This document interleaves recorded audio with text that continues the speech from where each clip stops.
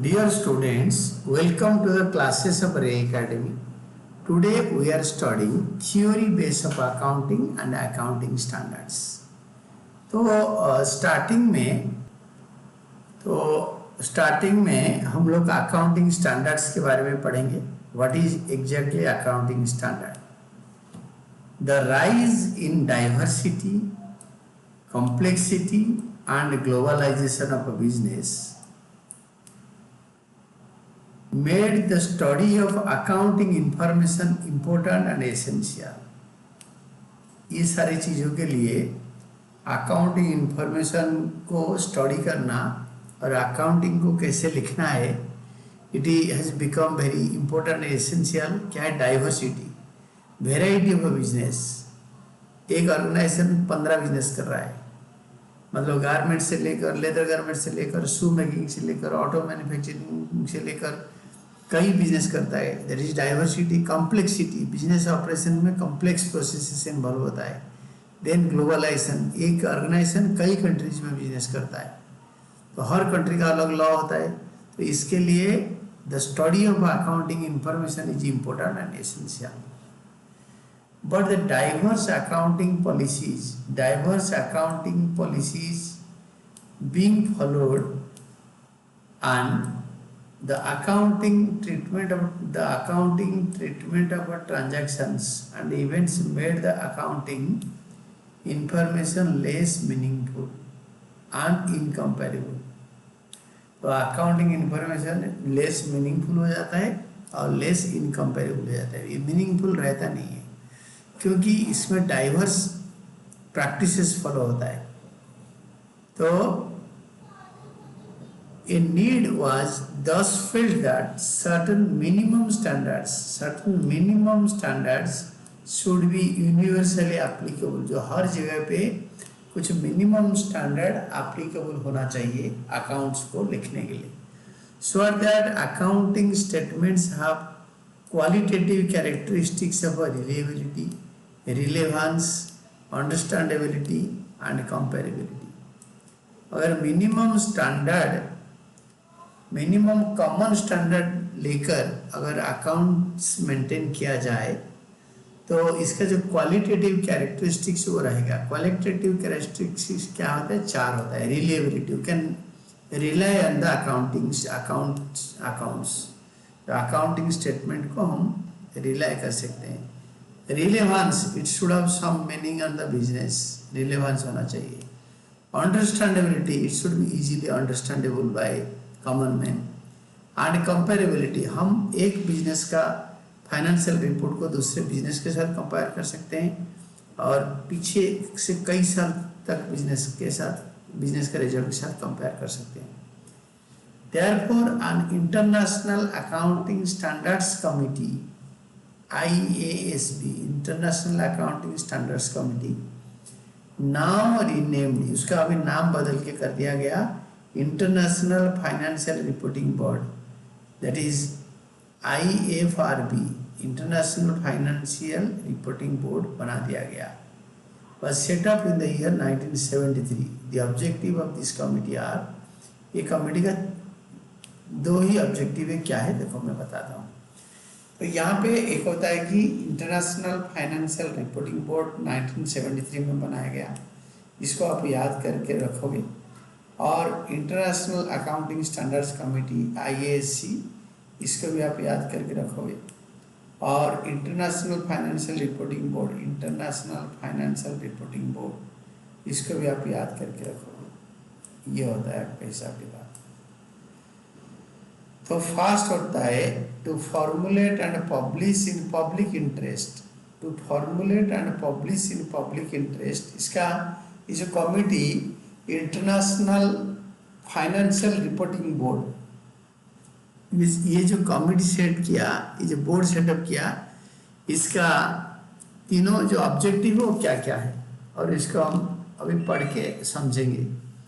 That is the first one being to formulate and publish in public interest. Formula बनाना और उसको publish करना public interest में. Accounting standards to be observed in the presentation of a financial statements and also their worldwide acceptance. हम जो accounting standard ये international financial reporting board IFRP बनाएगा वो वर्ल्ड वाइड उसको लोग एक्सेप्ट करेंगे, पब्लिक इंटरेस्ट में होगा, किसी इंडिविजुअल या कोई कंपनी के इंटरेस्ट में नहीं होगा या कोई गवर्नमेंट को फेवर नहीं करेगा। सेकेंड होता है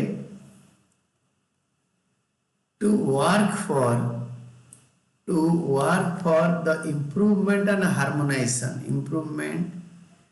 harmonisation of regulation of accounting standards and procedures relating to presentation of financial statements. Financial statement में इंफॉर्मेशन कैसे लिखा जाएगा, कैसे प्रेजेंट होगा, इसके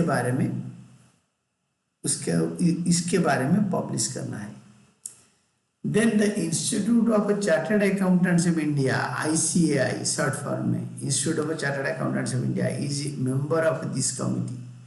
इंटरनेशनल ये जो है इंटरनेशनल फाइनेंशियल रिपोर्टिंग बोर्ड, इसका मेंबर है ICAI, member of this committee and has undertaken, ये ICAI इंडिया का जो चार्टर्ड अकाउंटेंट्स इंस्टीट्यूट तो undertaken to formulate and implement accounting standards in India. Accounting standard India में फॉर्मुलेट करना और implement करने का जिम्मेदारी ले रखा है। Institute of Chartered Accountants of India had set up the Accounting Standards Board ASB in April 1977। इसको याद रखो, 1 मार्कर क्वेश्चन हो सकता है। अकाउंटिंग स्टैंडर्ड्स बोर्ड कब सेट हुआ था? What is the full form of ASB? ये 2 क्वेश्चन हो सकता है, 1 मार्कर CUET में भी हो सकता है और आपके 11th क्लास के एग्जाम में हो सकता है और कोई भी एग्जाम में हो सकता है। And it is to identify the areas of accounting, it is to areas of accounting where alternative and diverse practices are followed। तो इसमें ISB 2 1 मार्कर होगा। Accounting Standards Board was set up in April 1977 to identify the areas where alternative and diverse practices were followed।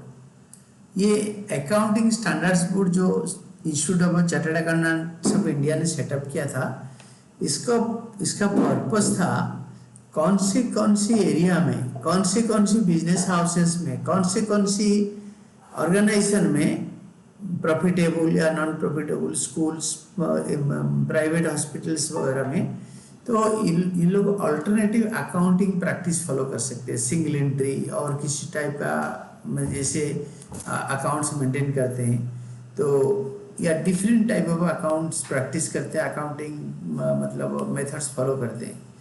तो accounting standards board ASB with a purpose to bring uniformity in practice, मतलब हर जगह पे एक ही type का accounts follow हो, was to develop draft accounting. उन्होंने एक ड्राफ्ट अकाउंटिंग बनाया, draft accounting standard, keeping in view the business environment. जो बिजनेस के बारे में इन्होंने ड्राफ्ट बनाया, अकाउंटिंग स्टैंडर्ड्स बोर्ड इन्होंने रिसर्च करके अपना जहाँ जहाँ alternative and diverse accounting practice follow हो रहा था, उन्होंने उस बिजनेस एनवायरनमेंट के हिसाब से और उसी कंट्री या गवर्नमेंट का लीगल प्रोविजंस के हिसाब से, उसी देश का लीगल प्रोविजन के हिसाब से, यानी हमारा कंट्री का लीगल प्रोविजन के हिसाब से, and after discussion with various stakeholders. Business में स्टेक होल्डर कौन होता है? गवर्नमेंट, जिनको टैक्स चाहिए, लॉ का मतलब पालन करना चाहिए। तो गवर्नमेंट का ये दोनों से गवर्नमेंट GST कलेक्शन करता है, इनकम टैक्स कलेक्शन करता है, और इंडस्ट्री का डिफरेंट प्रोसीजर होता है, मतलब अकाउंट्स मेंटेन करने का, उनका कुछ प्रॉब्लम्स होगा। और federations, different industry and business federations से बात करके इन्होंने मतलब नोटिफिकेशन देते हैं और वो ड्राफ्ट अकाउंटिंग स्टैंडर्ड्स बनाते हैं। तो ASB अकाउंटिंग स्टैंडर्ड्स बोर्ड जो इंस्टीट्यूट ने बनाया है, ASB submits draft accounting standards to the council ये काउंसिल है कौन ना? Council itself is the institute of chartered accountants of India which issues it for the comments of government. वापस ये क्या करता है ना, ये ड्राफ्ट अकाउंटिंग स्टैंडर्ड को गवर्नमेंट को देता है, गवर्नमेंट का कमेंट के लिए गवर्नमेंट को देता है ड्राफ्ट अकाउंटिंग स्टैंडर्ड, इंडस्ट्री को भी देता है, डिफरेंट प्रोफेशनल्स रिसर्चर्स इनको देता है। The council of institute of chartered accountants of India gives due consideration to the committee to the comments received by gives the due consideration to the comments received by amending the draft accounting standard if necessary before notifying it। इसको notify करने से पहले government, industry और federation और professional से recommendation और suggestion को अच्छी तरह पढ़ के ये ड्राफ्ट अकाउंटिंग स्टैंडर्ड को नोटिफाई करने से पहले इसको अमेंड करके अकाउंटिंग स्टैंडर्ड बनाता है। इन केस ऑफ कंपनीज, जो कंपनीज फॉर्म ऑफ ऑर्गेनाइजेशन से institute of chartered accountants of India recommends accounting standard to national financial reporting authority, NFRA, national financial reporting authority. One word के लिए इसको याद करना है। An authority under the Companies Act 2013 companies act के under authority बना है, which notifies the standards to be applicable to companies। Company को कौन सा स्टैंडर्ड अप्लाई किया जाएगा उसको वो नोटिफाई करते हैं। It should be noted that in the case of companies, accounting standards notified under the Companies Act 2013 are followed। 2013 companies act में जो स्टैंडर्ड्स नोटिफाई किया जाए वही फॉलो होता है। At present, 3 sets of accounting standards are used for preparing financial statements by enterprises, namely 1. Accounting standards issued by the Institute of Chartered Accountants of India, वो जो issue करते हैं। Second, accounting standards notified under companies act 2013 by ministry of corporate affairs, government of India. तीसरा होता है Indian accounting standards, INDAS, Indian accounting standards, Indian AS accounting standard notified under the companies act 2013 bye ministry of corporate affairs, government of India, वो जो issue करते हैं। Applicability of accounting standards, accounting standard कहाँ कहाँ applicable होता है। Accounting standards issued by ICAI कहाँ apply होता है। Accounting standards issued by ICAI apply to non corporate enterprises, normal any business organisation, जैसे सोल प्रोप्राइटरशिप हो गया, पार्टनरशिप फार्म्स हो गया। These standards are not backed by law, ये government of India का कोई लॉ इसको बैक नहीं करता, और implemented by ICAI through its members. It is implemented by ICAI through its members who audit their accounts and issue audit report. इसको कौन, मतलब जो ऑडिटर चार्टर्ड अकाउंटेंट इंस्टीट्यूट से क्वालिफाइड ऑडिटर होते हैं, जिनको हम बोलते हैं चार्टर्ड अकाउंटेंट्स, वो कोई भी ऑर्गेनाइजेशन या फार्म का अकाउंट को ऑडिट करते हैं, तो वो फार्म को बोलते हैं कि आप ऐसे अकाउंट्स में बनाओ, अकाउंट्स मेंटेन करो और ऑडिट रिपोर्ट इशू करो। Accounting standards notified under companies act, तो अकाउंटिंग स्टैंडर्ड कैसे कंपनीज एक्ट के द्वारा नोटिफाई होता है। Accounting standards and INDAS, Indian accounting standard notified by ministry of corporate affairs, company affairs, government of India are backed by law, being the notified accounting standards to be followed by companies whom they are applicable। जिस company में, company के लिए 2013 companies act applicable है, उन्होंने उसी accounting standard को follow करके accounts बनाएंगे। Accounting standards notified under the Companies Act 2013 are applicable to the companies on which Indian Accounting Standard INDS are not applicable. जिसमें एप्लीकेबल नहीं है उसी में लगेगा कंपनीज एक्ट का 2013 अकाउंटिंग स्टैंडर्ड. और where INDS Indian accounting standard are not applicable and have been adopted voluntarily, ये applicable नहीं है बट उन्होंने वॉलंटरली अडॉप्ट कर रखे हैं. Thus it is important to understand the companies to which INDS apply. तो important क्या होता है ना, INDS कौन सी कंपनीज के लिए अप्लाई होता है उसको पता करना बहुत जरूरी है. INDS are applicable on the following categories of companies. ये सब कैटेगरीज ऑफ कंपनीज के लिए INDS अप्लाई होता है. क्या है, वन होता है लिस्टेड कंपनीज, जो कंपनीज स्टॉक एक्सचेंज में लिस्टिंग किया जाता है. They are the companies whose securities are listed on the stock exchange. जिस कंपनीज का सिक्योरिटीज स्टॉक एक्सचेंज में लिस्टिंग किया जाता है. सेकेंड होता है companies having net worth of 250 crore और अबव. जो कंपनीज का net worth paid up cash capital 250 crore से ज्यादा है. Third type of companies holding companies, subsidiary companies और associate companies of companies preparing there financial statement following Indian accounting standard.